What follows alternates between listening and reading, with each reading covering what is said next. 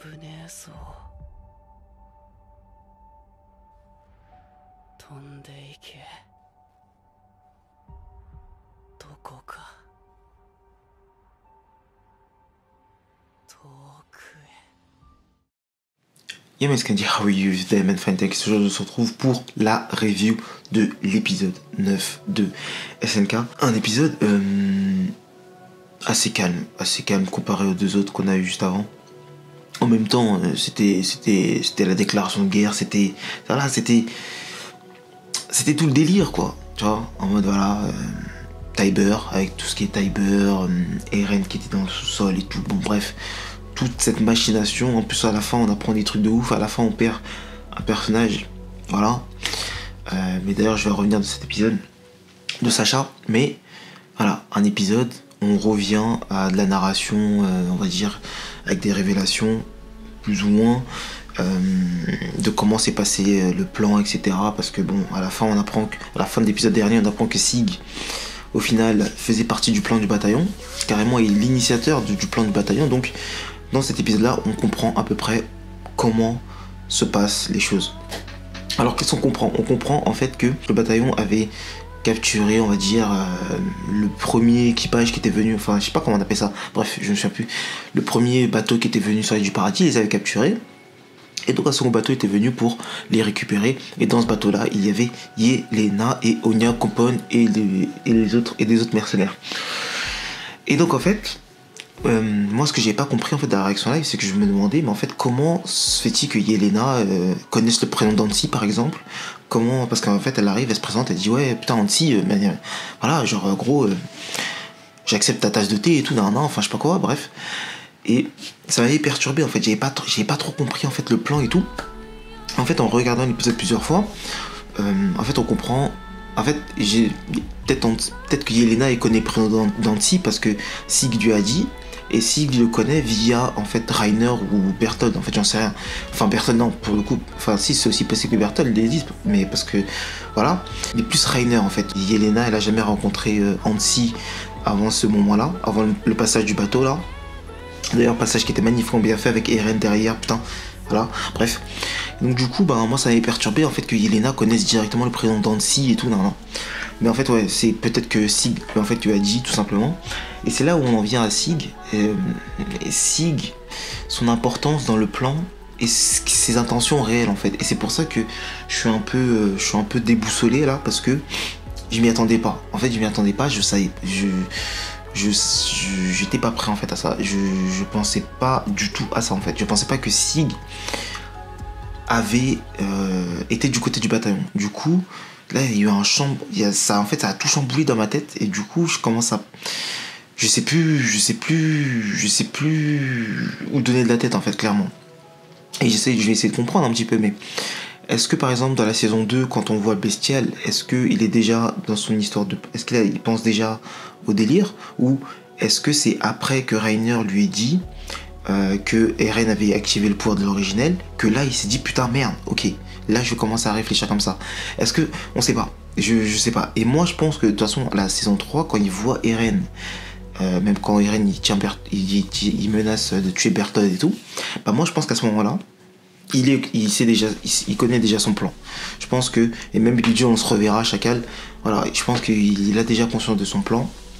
Mais c'est juste que là il pouvait pas le mettre en œuvre parce qu'il s'est fait démonter par Levi. Est-ce que son but, non, je pense pas que son but soit de se venger de Levi parce que soit il sait très bien qu'il va perdre, soit il y aurait beaucoup plus simple en fait que de faire tout ce plan là, de regrouper Yelena et tout, etc. Je pense que son plan il est pas juste au plan de se venger de Levi parce que Levi il l'a ridiculisé clairement, mais vraiment peut-être que c'est réel en fait, peut-être vraiment il veut sauver l'Empire Eldien, je sais pas. En fait, en vrai de vrai, je sais pas trop.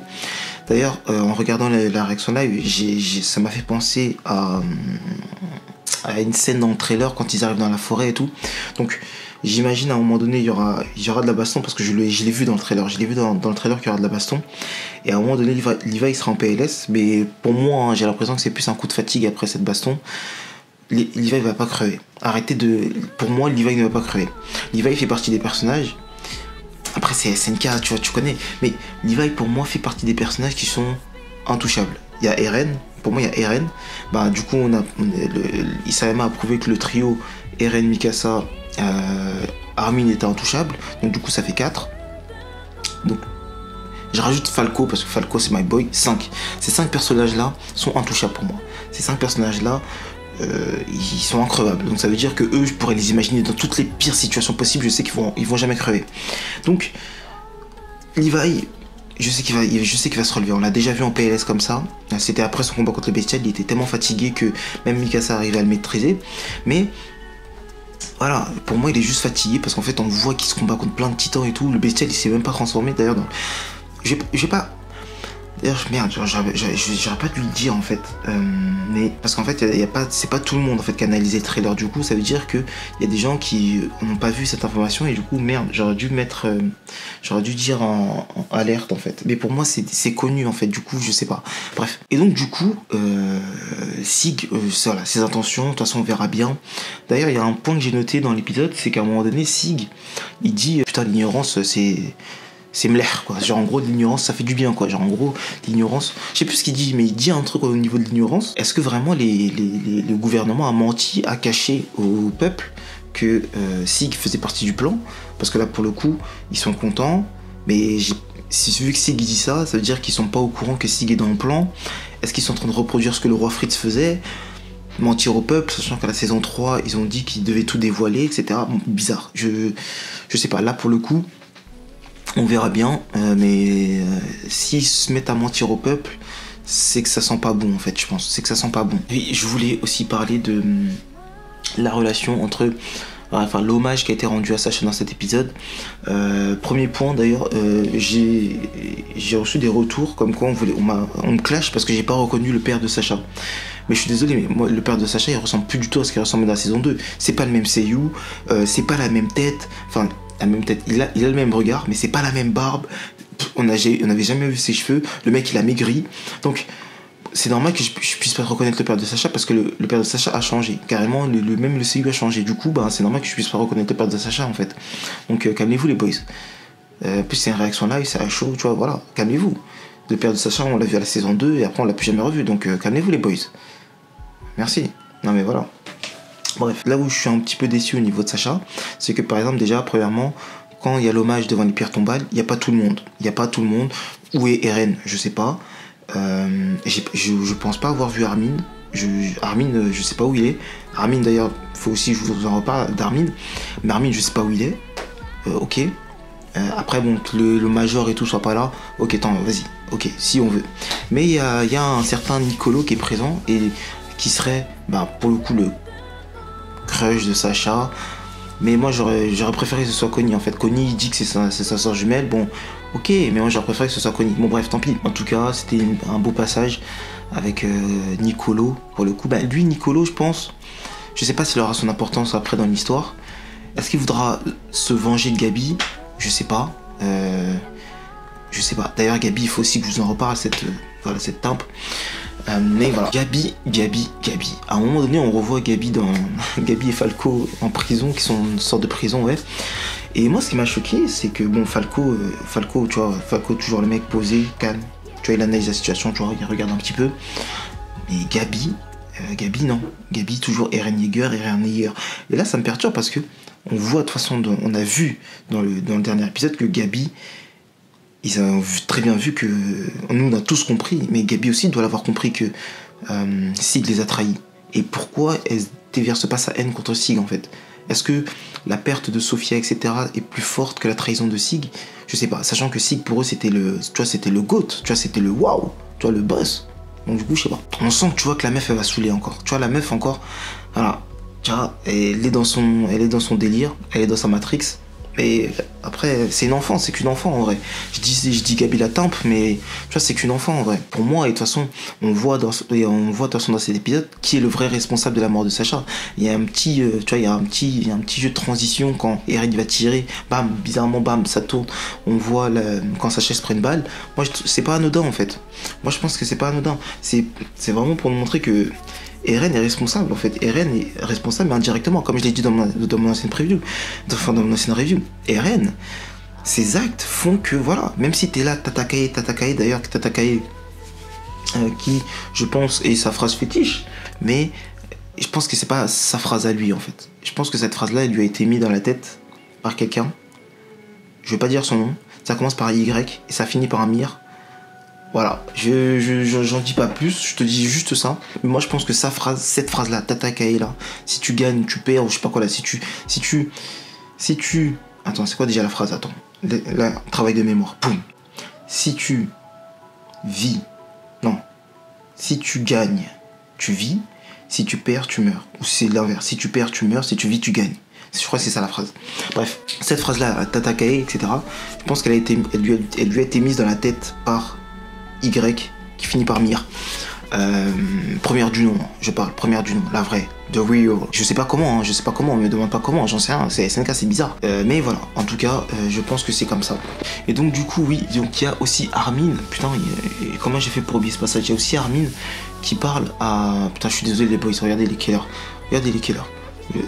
Je sais pas si vous voyez l'heure là, il est 2h18 du matin, franchement je suis KO, je passe des journées de fou, bref, on s'en fout.